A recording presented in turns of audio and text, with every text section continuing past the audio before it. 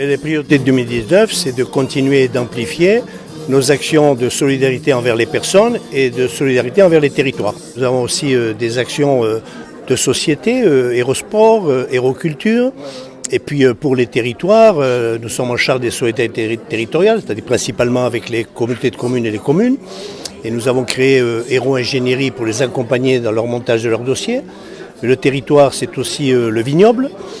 Après le No Tour de l'Hérault que nous avons lancé l'année dernière et qui va être édité par le Guide du Routard cette année, on a lancé Hérault Irrigation. C'est un projet de 310 millions d'euros pour permettre d'irriguer les vignes et leur pérennité. Sinon, dans les 10 années à venir, elles disparaîtraient. C'est Hérault Numérique, le très haut débit pour tous les héroltais, par la fibre, qui viendra à bout de ce projet-là début 2022. Donc c'est Hérault Numérique.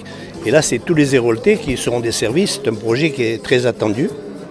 Voilà, dans les grandes lignes, c'est des actions. Alors après, nous avons traditionnellement Hérault Mobilité, c'est-à-dire les routes, les pistes cyclables, où nous consacrons chaque année une centaine de millions d'euros. Hérault Collège, c'est aussi une action qui est prégnante pour 45 000 collégiens que nous accueillons. Nous avons 800 personnes qui travaillent dans les collèges du département. Voilà.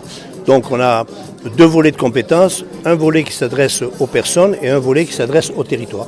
Entre la petite enfance, l'enfance famille, les solidarités, personnes handicapées, personnes âgées et actions d'insertion, c'est 765 millions d'euros.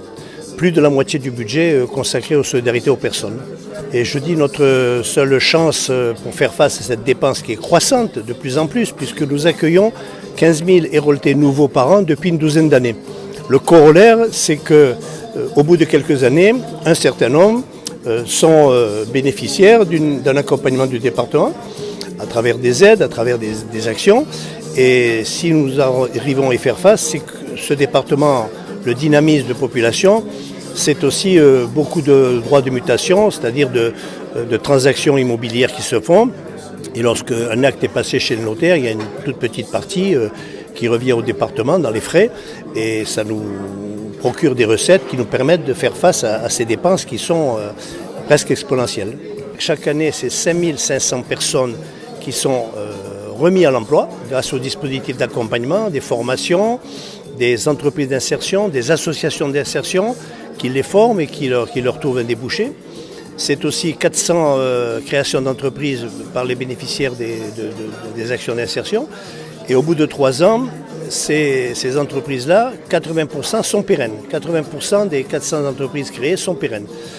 Aujourd'hui, créé sur 29 hectares les Jardins de Méditerranée et le projet de parc à thème qui est étudié par un privé, par Sud-Occitanie, qui, si ce projet voit le jour, financé par le privé, créera près de 5000 emplois avec une fréquentation d'1,5 million de visiteurs par an. Ça veut dire aussi que c'est un pouvoir économique sur l'ensemble du territoire héroltais.